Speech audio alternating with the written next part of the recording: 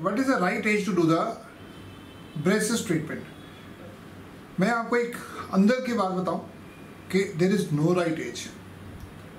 हमारे क्लिनिक में thin dental clinic Ludhiana में देयर हैव बीन केसेस कि मदर भी दांत ठीक करा रही है, ब्रेसेस लगवा रही है और उसकी बेटी भी लगवा रही है।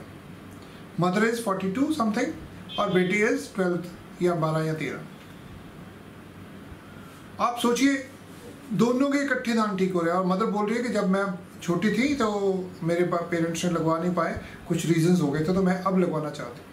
So it is quite possible. ये हमारे साथ हमारे क्लिनिक में पिछले 25 ईयर्स में बहुत बार हुआ। I think more than 10 times ये ऐसे हुआ है कि मदर और डॉटर या मदर और सन इकट्ठे अपना ट्रीटमेंट, ऑर्थो का ट्रीटमेंट करवा रहे हो। So there is no right age to get the treatment done.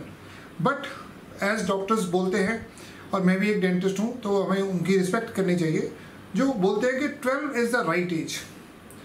तो दोस्तों 12 साल की एज बहुत बढ़िया एज होती है पेशेंट का ऑर्थो ट्रीटमेंट करवाने के लिए।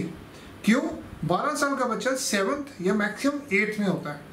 तो 12 साल का बच्चा अगर 6th 7th 8th में है तो वो उसके पास बहुत सारी पढ़ाई का बहुत सारी टेंशन नहीं है। बच्चे को टाइम मिल सकता है कि वो महीने में एक बार या मैक्सिमम 2 बार अपने ऑर्थोडोंटिस्ट को मिलने जाए और उससे अपना काम करवा के वापस आ जाए। बिकॉज अदरवाइज मदर्स को होता है इसकी ट्यूशन नहीं छूटनी चाहिए। ना ना ना ना सर, ट्यूशन नहीं छोड़नी। वो इस तरह से बात करते हैं तो इसमें कोई टेंशन नहीं होती। उसके बाद होता क्या है, अदरवाइज जब 10th या 12th में जब बच्चा होता है तो उसके बाद 10th 12th में उनकी स्टडीज़ का बहुत ज़्यादा प्रेशर हो जाता है, बहुत ज़्यादा प्रेशर हो जाता है। उस कारण बच्चे अपने ऑर्थो ट्रीटमेंट के लिए टाइम नहीं निकलवा पाते। और 12 के बाद तो आपने देखा ही होगा कि 12th के बाद उनको प्रोफेशनल कॉलेज में या डिग्री कॉलेज में जाना होता है तो वो they are not available in their own city. अब दूसरे सिटी में जाके काम करवाना इज़ नॉट सो ईजी।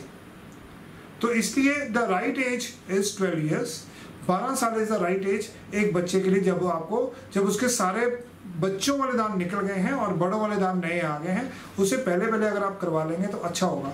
इसका एक रीज़न और भी है कि 12 साल के बच्चे के दांत जो होते हैं उसका फेस ग्रोथ पूरी नहीं हुई होती। और जैसे आपने देखा होगा एक कमल का फूल यूँ खिलता है, यूँ करके यूँ खिलता है। Same thing is like this. अभी मैं आपको एक और एग्जांपल देके बताता हूँ कि जो बेबी होता है उसका छोटा सा फेस होता है, उसको हम बोलते हैं सो क्यूट, छोटा सा उसका फेस होता है। और उसका हेड जो होता है वो 3 टाइम होता है। हेड की रेशो फेस के साथ 3:1 होती है, हेड और face. Head is 3 times, face is 1 time. तो उस कारण बेसिकली, और जैसे जैसे बच्चा ग्रो करता रहता है, जैसे मैं हूँ तो मेरा हेड और फेस जो है आपस में ऑलमोस्ट सेम हो जाते हैं, तो 1:1 के आसपास आ जाता है। तो जो दांतों की ग्रोथ है, जो जॉ की ग्रोथ है, वो दांतों के डिपेंड करती है, दांतों पे डिपेंड करती है। तो उस कारण यूं बिल्कुल यूं कमल की तरह दांत बाहर को आते रहते हैं।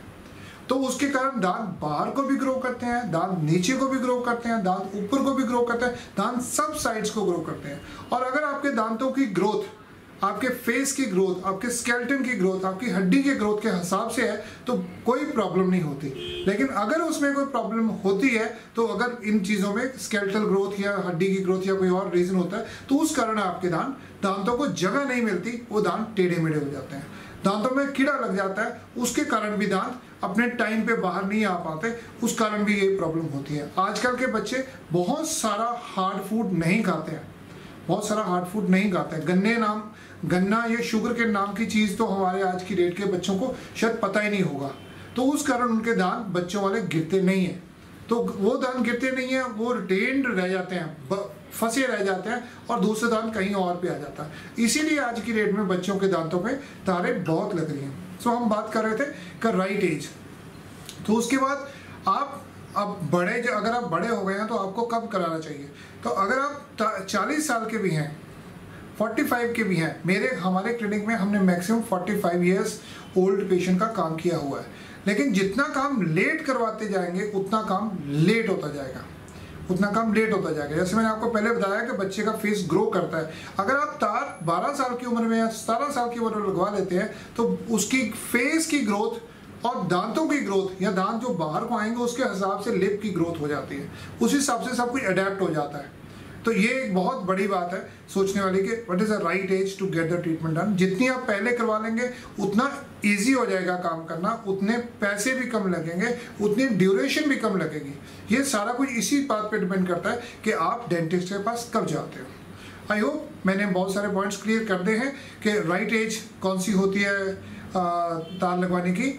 अगर फिर भी कोई क्वेश्चंस हो तो आप प्लीज़ हमारे चैनल पे आके आप कमेंट्स डाल सकते हैं, कुछ सजेशन भी डाल सकते हैं। तो we are most welcome. Thank you. दोस्तों लाइक करें और सब्सक्राइब करें हमारे YouTube चैनल को और इस बेल आइकन बटन को दबा दीजिए ताकि आप पाएं हमारी वीडियो सबसे पहले।